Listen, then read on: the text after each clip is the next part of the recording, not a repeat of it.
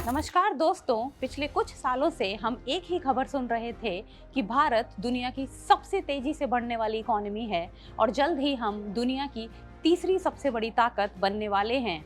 लेकिन हाल ही में IMF यानी कि इंटरनेशनल मॉनेटरी फंड के ताजा आंकड़ों ने सबको चौंका दिया है। भारत, जो दुनिया की पांचवी सबसे बड़ी अर्थव्यवस्था था, अब फिसलकर छठे स्थान पर आ गया है और हमें पीछे छोड़ने वाला देश और कोई नहीं बल्कि वही UK यानी यूनाइटेड किंगडम है, जिसे हमने 2022 में पछाड़ा था। आज के वीडियो में हम गहराई से समझेंगे कि आखिर ऐसा क्यों हुआ। क्या भारतीय अर्थव्यवस्था सच में सुस्त पड़ गई है या इसके पीछे कुछ और मैथमेटिकल खेल है? चलिए शुरू करते हैं। सबसे पहले आंकड़ों पर नजर डालते हैं। IMF के अनुसार 2024 में भारत की GDP 3.5 ट्रिलियन थी और UK की 3.4 ट्रिलियन US डॉलर। हम 5वें नंबर पर थे। 2025-26 के नए अनुमान जब भारत की GDP 3.92 ट्रिलियन रहने का अनुमान है, जबकि UK 4 ट्रिलियन के आंकड़े को पार कर गया है। टॉप 3 की बात करें तो अमेरिका 30 ट्रिलियन, चीन 19 ट्रिलियन और जर्मनी 4.7 ट्रिलियन अभी भी हमसे काफी आगे हैं। यहाँ तक कि जापान 4.4 ट्रिलियन भी फिलहाल हमसे ऊपर है। हैरानी की बात यह है कि भारत अभी भी दुनिया की फास्टेस्ट ग्रोइंग मेजर इकोनॉमी है। हमारी ग्रोथ रेट 6 to 7% के आसपास है, जबकि UK की ग्रोथ 1% से भी कम है। तो फिर हम पीछे कैसे हुए? इसके पीछे 3 बड़े कारण हैं जिन्हें समझना बहुत जरूरी है। पहला, करेंसी ट्रांसलेशन यानी कि रुपए की गिरावट। IMF GDP की गणना US डॉलर में करता है। पिछले एक साल में डॉलर के मुकाबले भारतीय रुपया काफी कमजोर हुआ है।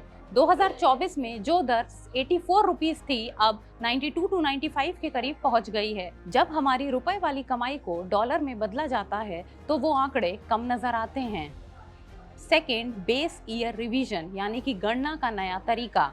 भारत सरकार ने GDP मापने का बेस ईयर 2011-12 से बदलकर 2022-23 कर दिया है।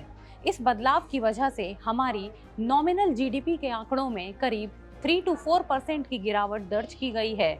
यह सिर्फ एक स्टैटिस्टिकल बदलाव है, असल उत्पादन में कमी नहीं। तीसरा, यानी UK की मजबूती। जहां रुपया गिरा, वहीं ब्रिटिश पाउंड डॉलर के मुकाबले काफी स्थिर रहा, जिससे उनकी डॉलर वैल्यू बेहतर दिखी।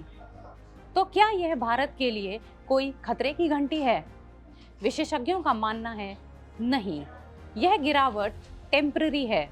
IMF का ही अनुमान है कि 2027 तक भारत फिर से UK को पछाड़कर चौथी सबसे बड़ी इकोनॉमी बन जाएगा, लगभग 4.5 ट्रिलियन के साथ। 2028 तक हम जापान को भी पीछे छोड़ देंगे और 2031 तक भारत दुनिया की तीसरी सबसे बड़ी अर्थव्यवस्था बनने के अपने लक्ष्य को हासिल कर लेगा। तो सार यह है कि भारत की रफ्तार कम नहीं हुई है, बल्कि ग्लोबल करेंसी मार्केट और डेटा कैलकुलेशन के तरीकों ने इस रैंकिंग को थोड़ा ऊपर नीचे कर दिया है। ज़मीनी हकीकत में भारत अभी भी इन्वेस्टमेंट और ग्रोथ के मामले में दुनिया का हॉटस्पॉट बना हुआ है। आप इस खबर के बारे में क्या सोचते हैं? क्या रुपए की गिरावट को रोकना सरकार के लिए बड़ी चुनौती है? कमेंट में ज़रूर बताएं। वीडियो अच्छी लगी हो तो लाइक, शेयर और सब्सक्राइब ज़रूर करें।